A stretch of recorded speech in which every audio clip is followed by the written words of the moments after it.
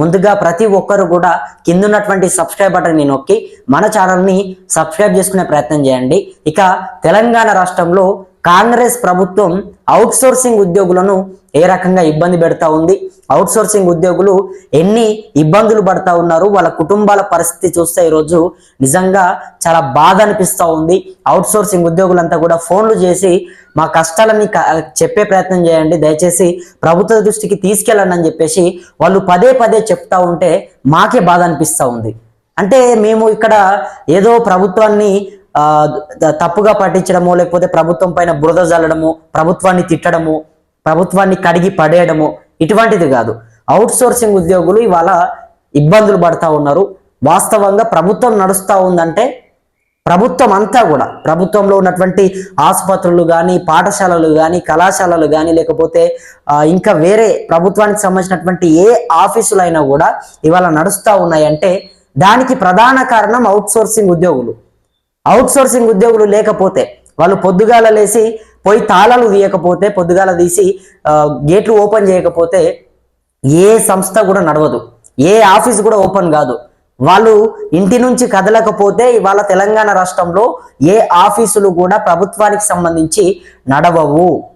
ఇది ఆలోచన చేసుకోవాలి ప్రభుత్వం. సో ఇవాళ అవుట్ సోర్సింగ్ ఉద్యోగుల గురించి, వాళ్ళ జీతాల గురించి అనేక రోజులుగా MLR న్యూస్ తెలుగులో వీడియోలు చేస్తూ ఉన్నాం, అనేక రకాలుగా ప్రభుత్వానికి చెప్పే ప్రయత్నం చేస్తూ ఉన్నాం. అయినా కూడా ప్రభుత్వానికి చీమ కుట్టినట్టు కావట్లేదు. మరి ఏందో నాకు తెలియదు, కానీ చాలా రోజుల నుంచి నేను మాట్లాడుతూ ఉన్నా, అరే దయచేసి ఇప్పటికైనా పోయేదేమి లేదు. అప్పట్లో BRS ప్రభుత్వం ఉండే, అప్పట్లో ఇంకా బెటర్ అని చెప్తా ఉన్నారు. ఇప్పుడు అవుట్ సోర్సింగ్ ఉద్యోగులు ఏం చెప్తా ఉన్నారంటే BRS పార్టీ ఉన్నప్పుడే మాకు అంతో ఇంతో మేలు జరిగింది, సమయానికి జీతం వచ్చేది, ఒక నెల అటు ఇటు అయినా కూడా జీతం వచ్చేది అని చెప్పి చెప్తా ఉన్నారు. కానీ రేవంత్ రెడ్డి గారి సర్కార్ వచ్చిన తర్వాత వాళ్లకు కొన్ని నెలల తడబడి జీతాలు రావట్లేదు, కొన్ని నెలలుగా జీతాలు పెండింగ్ లో ఉన్నాయి. మరి నెలల నుంచి జీతాలు పెండింగ్ లో పెడితే అవుట్ సోర్సింగ్ ఉద్యోగులంతా కూడా కొన్ని లక్షల మంది ఉన్నారు తెలంగాణ రాష్ట్రంలో. వాళ్ళ కుటుంబాలు ఎట్లా నడుస్తాయి, వాళ్ళ ఇంట్లోకి నిత్యావసర సరుకులు ఎట్లా తెచ్చుకుంటారు, వాళ్ళ ఇంటి రెంట్ ఎట్లా కట్టుకుంటారు, లేదంటే వాళ్ళ పిల్లల స్కూల్ ఫీజులు ఎట్లా కట్టుకుంటారు, లేకపోతే ఇవన్నీ కూడా ఎట్లా చేస్తారు, ఏ రకంగా? అంటే అప్పిచ్చేవాడైనా కూడా వేరే ఎవరైనా అప్పు తీసుకుందామంటే కూడా ఒక నెలనో 2 నెలలో ఇస్తారు, ఇచ్చిన అప్పు మళ్ళీ అడుగుతారు నెల కాగానే. ఒక నెలకు అప్పిస్తారు కావచ్చు, మీరు 6-7 నెలలుగా జీతాలు వేయకపోతే వాళ్ళు 6-7 నెలలుగా ఎవరిని అడగాలి, ఎవరి దగ్గర డబ్బులు తీసుకోవాలి? ఇవాళ ప్రభుత్వం కోసం వాళ్ళు కష్టపడతా ఉన్నారు. ప్రభుత్వం నడుస్తూ ఉందంటే దానికి ప్రధాన కారణం అవుట్ సోర్సింగ్ ఉద్యోగులు. సో మరి అటువంటి అవుట్ సోర్సింగ్ ఉద్యోగులని కనీసం పట్టించుకోకుండా అక్కడ మెషిన్ తీసుకొని వచ్చి 150 కోట్ల రూపాయలు పెట్టారు. 150 కోట్ల రూపాయలు అక్షరాల. దేనికి? ఏం ప్రయోజనం జరిగింది? రాష్ట్రం ఎక్కడికి పోయింది? దానివల్ల ఒరిగింది ఏంది, జరిగింది ఏంది? అరే మీరు అవుట్ సోర్సింగ్ ఉద్యోగులే ఇక్కడ దిక్కుమాలినటువంటి పరిస్థితి. వాళ్ళంతా కూడా వాళ్ళ కుటుంబాలు నడి రోడ్డు పాలవుతా ఉన్నాయి.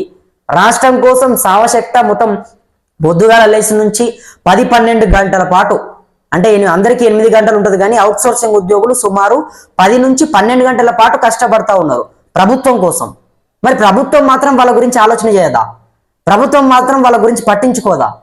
మంత్రులు, ఎమ్మెల్యేలు మీరంతా కూడా జీతాలు తీసుకోకుండా పనిచేయండి. మీరందరూ ముఖ్యమంత్రి గారితో సహా మంత్రివర్గం అంతా మీరందరూ కూడా జీతాలు తీసుకోకుండా అవుట్ సోర్సింగ్ ఉద్యోగులకు జీతాలు ఇవ్వండి. మీకేమో సమయానికి జీతాలు రావాలి, మీకేమో ప్రతిదీ కూడా ప్రభుత్వానికి సంబంధించి కావాలి, అన్ని కూడా మీరు ఆస్వాదిస్తారు. కానీ ఇప్పుడు అవుట్ సోర్సింగ్ ఉద్యోగులు ప్రభుత్వం కోసం పనిచేస్తూ ఉంటే, ప్రజల కోసం పనిచేస్తూ ఉంటే వాళ్ళకి జీతాలు ఇవ్వరా? అది కూడా 6-7 నెలలుగా జీతాలు పెండింగ్ లో పెడితే ఎట్లా నడుస్తుంది? ఇది రేవంత్ రెడ్డి గారికి అర్థమవుతుందో లేదో నాకు తెలియదు. ఇంత చిన్న వయసులో ఉన్నటువంటి నాకే అర్థమవుతా ఉంది. వాళ్ళ కష్టాలు చూస్తూ ఉంటే నిజంగా నాకు బాధ అనిపిస్తూ ఉంది.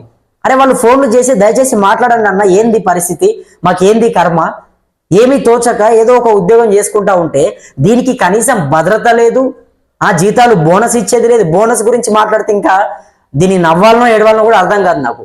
బోనస్ పక్కన పెడితే ఉన్న జీతమే లేదు ఇక్కడ. బోనస్ల గురించి పక్కన పెడితే బోనస్లు దేవుడు ఎరుగుతే ఇక్కడ ఉన్న జీతానికే దిక్కు లేదు, ఉన్న జీతమే వేయట్లేదు సమయానికి. ఇక ఏజెన్సీ సిస్టమ్, అసలు ఆ ఏజెన్సీ ఎవడిదో అర్థం కాదు, వాడెవడో అర్థం కాదు, వానికి ఎందుకు ఇస్తా ఉన్నారో అర్థం కాదు. ఎవడో అసలు ఏజెన్సీ? ఫస్ట్ ఆఫ్ ఆల్ ఆ ఏజెన్సీ రద్దు చేయండి. అనేక రోజులుగా చెప్తా ఉన్నా, ఏజెన్సీ సిస్టమ్ వల్ల అవుట్ సోర్సింగ్ ఉద్యోగులంతా కూడా నష్టపోతా ఉన్నారు. ఏజెన్సీ అసలు వాడు కష్టపడతాడా, చెమట సుక్క కారుస్తాడా, ఓ గంట సేపు వచ్చి పోతాడా? ఏం చేస్తాడు? ఎవడు వాడికి ఇచ్చేదేంది? వీళ్ళనే రెగ్యులరైజ్ చేసి వీళ్ళనే ఒక గవర్నమెంట్ ఉద్యోగుల్లో వీళ్ళకు గుర్తింపు ఇవ్వండి, వీళ్ళని ప్రభుత్వ ఉద్యోగులుగా చేయండి. ప్రభుత్వం కోసం పనిచేస్తున్నారు, ప్రభుత్వ శాఖలో పనిచేస్తూ ఉన్నారు, కానీ వాళ్ళు ప్రభుత్వానికి కనిపించరా? కానీ వాళ్ళు ప్రభుత్వ ఉద్యోగులు గారా? మరి ఎవరు వాళ్ళు? ప్రభుత్వం కోసం పొద్దుగాల లేచి నుంచి సాయంత్రం వరకు సుమారు 12 నుంచి 10 గంటల పాటు పనిచేస్తూ ఉన్నారు. సో మరి వాళ్ళు ప్రభుత్వ ఉద్యోగులు గారట. ఇది నిజంగా దౌర్భాగ్యం ఇది. అరే మన కోసం పనిచేస్తూ ఉన్నారు, మన రాష్ట్రం కోసం పనిచేస్తూ ఉన్నారు. వాళ్ళని మీరు రెగ్యులరైజ్ చేయకుండా, సమాన పనికి సమాన వేతనం ఇవ్వకుండా, ఇచ్చినటువంటి మాట నిలబెట్టుకోకుండా, రెగ్యులరైజ్ చేయకుండా, ఉద్యోగ భద్రత కల్పించకుండా ఇష్టం వచ్చినట్టు పోతే ఎట్లా? ఎన్నిసార్లు చెప్పాలి ప్రభుత్వానికి? ఎన్ని రకాలుగా చెప్పాలి ప్రభుత్వానికి? దయచేసి ఇప్పటికైనా రేవంత్ రెడ్డి గారిని అవుట్ సోర్సింగ్ ఉద్యోగులందరి తరఫున ఈ కొత్తూరు రమేష్ వేడుకుంటా ఉన్నాడు, వాళ్లకు సమయానికి జీతాలు వేయండి, వాళ్ళ జీతాలని వాళ్ళకి ఇవ్వండి. మిమ్మల్ని ఏది అడగట్లేదు, బోనస్లు అడగట్లేదు, జీతాలు పెంపు చేయండి అడగట్లేదు, ఇంకో ముచ్చట అడగట్లేదు. అదే వాళ్ళకు ఉన్నటువంటి జీతం వేయండి. వాళ్ళకు ఉన్న జీతం వేస్తే సరిపోతుంది. చిట్టీలు కట్టుకోవాలి, రూమ్ రెంటులు కట్టుకోవాలి, నిత్యావసర సరుకులు కట్టుకోవాలి, తెచ్చుకోవాలి, వాళ్ళ పిల్లల స్కూల్ ఫీజులు కట్టాలి, రూమ్ రెంట్ కట్టాలి, కరెంటు బిల్లులు కట్టాలి. మరి ఎక్కడి నుంచి అవుతుంది? ఎక్కడి నుంచి తీసుకురావాలి పైసలన్నీ? 6-7 నెలలుగా మీరు జీతాలు ఇవ్వకపోతే వాళ్ళ కుటుంబం ఎట్లా నడుస్తుంది? కొన్ని లక్షల కుటుంబాలు ఇవాళ నష్టపోతూ ఉన్నాయి, లక్షల కుటుంబాలు నడి రోడ్డు పాలవుతూ ఉన్నాయి, చాలా మంది చనిపోతూ ఉన్నారు. మన ప్రభుత్వం కోసం పనిచేస్తున్నటువంటి వాళ్ళు, ప్రభుత్వ శాఖలో పనిచేస్తున్నటువంటి వాళ్లకు ఇంత ఘోరం జరిగితే మరి రేవంత్ రెడ్డి గారికి కనీసం చీమ కుట్టినట్టుగా కూడా కావట్లేదా? ఎన్ని సందర్భాల్లో చెప్పాలి, ఎన్ని రకాలుగా చెప్పాలి? ముఖ్యమంత్రి గారు ఏమన్నంటే 24 గంటలు పనిచేస్తా ఉన్నా సెలవు తీసుకోవట్లేదు. మీరు సెలవు తీసుకోకపోవడం మంచిదే. మీరు నిజంగానే ప్రజల మేలు కోరితే, మీరు నిజంగా ప్రజల మేలు కోరితే, ప్రజల మంచి కోరితే ఇట్లుండదు పరిస్థితి. అవుట్ సోర్సింగ్ ఉద్యోగులు ఎవరు? పక్క రాష్ట్ర పొల్ల, పక్క దేశ పొల్ల, ఎక్కడోళ్ళు వాళ్ళు మన రాష్ట్ర ప్రజలు కదా, మన రాష్ట్ర బిడ్డలు కదా. సో మరి వాళ్ళ గురించి మీకు పట్టింపు లేదా? రాష్ట్రం కోసం 24 గంటలు కాయకష్టం చేసినటువంటి రేవంత్ రెడ్డి గారికి అవుట్ సోర్సింగ్ ఉద్యోగుల గురించి పట్టింపు లేదా?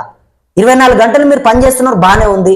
24 గంటలలో మీకు 1 గంట సేపు వాళ్ళ గురించి ఆలోచించే ప్రయత్నం చేయరా? మీరు 10 నిమిషాలు ఆలోచించిన చాలు కదా, ఒక సైన్ పెడితే అయిపోతుంది కదా. 6 నెలలుగా జీతాలు రాకపోతే ఆ కుటుంబాలు ఎట్లా ముందుకు సాగుతాయి? ఒక్కసారి ముఖ్యమంత్రి గారు దీనికి సమాధానం చెప్పండి.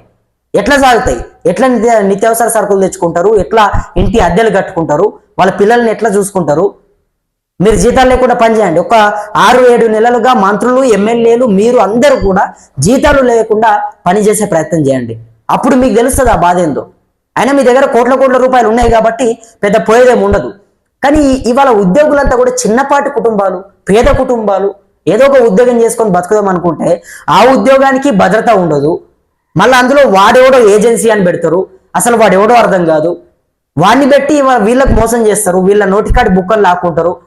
వీళ్ళొచ్చి కాయకష్టం చేస్తే, వీళ్ళొచ్చి రాష్ట్ర ప్రభుత్వం ఏం చేస్తే, ఇక్కడ మేము ప్రభుత్వాన్ని తప్పు పట్టట్లేదు, మీరు ఇస్తా ఉన్నారు పైసలు, మీరు ఇస్తా ఉన్నారు డబ్బులు, కానీ అవుట్ సోర్సింగ్ ఉద్యోగులకు నేరుగా వాళ్ళ ఖాతాలోకి వేయండి. ఏజెన్సీ సిస్టమ్ వద్దు, రద్దు చేసేసేయండి దాన్ని మొత్తం కూడా. ఏజెన్సీ పాలసీ పూర్తిగా కూడా దాన్ని ఒక పులి స్టాప్ పెట్టండి. అవుట్ సోర్సింగ్ ఉద్యోగులందరి తరఫున రాష్ట్ర ప్రభుత్వానికి హెచ్చరిస్తా ఉన్నాము, దయచేసి ఆలోచన చేయండి. మేము మంచిగా చెప్పినాము, చెడుగా చెప్పినాము, ఇంకెట్లా చెప్పాలో మరి ముఖ్యమంత్రి గారు చెప్పండి. అరే వాళ్ళ లక్షల కుటుంబాలు నష్టపోతా ఉన్నాయి, వాళ్ళ కష్టానికి సరైనటువంటి ఫలితం రావట్లేదు, వాళ్ళ కష్టానికి సరైనటువంటి జీతం రావట్లేదు. మరి ఏంది ప్రభుత్వం ఎందుకు ఈ రకంగా ప్రవర్తిస్తూ ఉందని చెప్పి రోజుకో వీడియో తీసి పెడతా ఉన్నాం, రోజుకొక వీడియో. అయినా కూడా మీరు మారకపోతే ఎట్లా? వాళ్ళంతా కూడా అన్న దయచేసి మాట్లాడండి, దయచేసి ప్రభుత్వాన్ని ఏదో ఒక రకంగా మార్చే ప్రయత్నం చేయండి అని చెప్తే మేము ఏం చేయాలి? అన్ని విధాలుగా కూడా, ఎన్ని విధాలుగా వీలైతే అన్ని విధాలుగా రాష్ట్ర ప్రభుత్వాలకు చెప్పే ప్రయత్నం చేస్తూ ఉన్నాం. కానీ ప్రభుత్వం మాత్రం కనీసం మారాలి కదా, కనీసం ఒక ఆలోచన చేయాలి కదా. వాళ్ళు కూడా మనుషులే కదా అవుట్ సోర్సింగ్ ఉద్యోగులు. వాళ్ళు పక్క రాష్ట్ర పొల్లో ఇంకెక్కడో నక్సలైట్లో ఎవరో కాదు కదా. వాళ్ళకు జీతాలు ఇవ్వకుండా ఎందుకు ఇంత ఇబ్బంది పెడతా ఉన్నారు? వాళ్ళకు జీతాలు సమయానికి వేయకుండా ఎందుకు ఈ రకంగా ఆడుకుంటా ఉన్నారు వాళ్ళ భవిష్యత్తుతోని? ఇంకెంతమంది చచ్చిపోవాలి? ఇంకెంతమంది ప్రాణాలని బలి తీసుకుంటా ఉంది కాంగ్రెస్ ప్రభుత్వం? చెప్పండి మరి, దానికి సమాధానం చెప్పండి. అంటే ఒక నంబర్ ఏమైనా పెట్టుకున్నారా? అవుట్ సోర్సింగ్ ఉద్యోగులు ఇంతమంది చనిపోతే జీతాలు ఇస్తామని చెప్పి మనకు అలవాటే కదా. చాలా మంది చచ్చిపోతే ఆడికి పోయుడు, పరామర్శించుడు, అప్పుడు మనం ఏదైనా ప్రకటించుడు. ఇక సినిమా ఇండస్ట్రీ వాళ్ళు అయితే ఇంటికి వచ్చుడుతోని ఇట్లా శాల్వ కప్పి దండ ఇచ్చి ఒక ఫోటో దిగి వాళ్ళ ఇంటికి పోతారో పోదో. మళ్ళీ వాళ్ళు రేవంత్ రెడ్డి గారి ఇంటికి పోతారు కదా, సినిమా ఇండస్ట్రీకి సంబంధించినటువంటి వాళ్ళంతా కూడా రేవంత్ రెడ్డి గారికి ఒక దండ కప్పుతారు, ఓ శాల్వ కప్పుతారు, కప్పుడుతోనే ఛాయలు గీయలు దాగి మంచిగా ముచ్చట్లు ఆడుకుంటారు. తర్వాత వాళ్ళు ఇంటికి మళ్ళీ తిరిగి పోతారో పోరో, వాళ్ళ మార్గం మధ్యలోనే జీవో ఇట్లా వచ్చేస్తుంది టక్కున. ఎందుకు? వాళ్ళ విషయంలో అప్పటికప్పుడే నిర్ణయం తీసుకుంటారు, అప్పటికప్పుడే సైన్లు పెడతారు, సెకండ్లలోనే మారిపోతాయి, జీవోలు కూడా విడుదలవుతాయి. ఇక్కడ అవుట్ సోర్సింగ్ ఉద్యోగులు చచ్చిపోతూ ఉంటే, వాళ్ళ కుటుంబాలు నడి రోడ్డు పాలవుతూ ఉంటే, వాళ్ళ జీవితాలు ఆగమవుతూ ఉంటే మీకు పట్టింపు లేదా? మీరు పట్టించుకోరా? ఎవరి కోసం పనిచేస్తూ ఉన్నారు? ఇది ప్రజాస్వామ్యమేనా?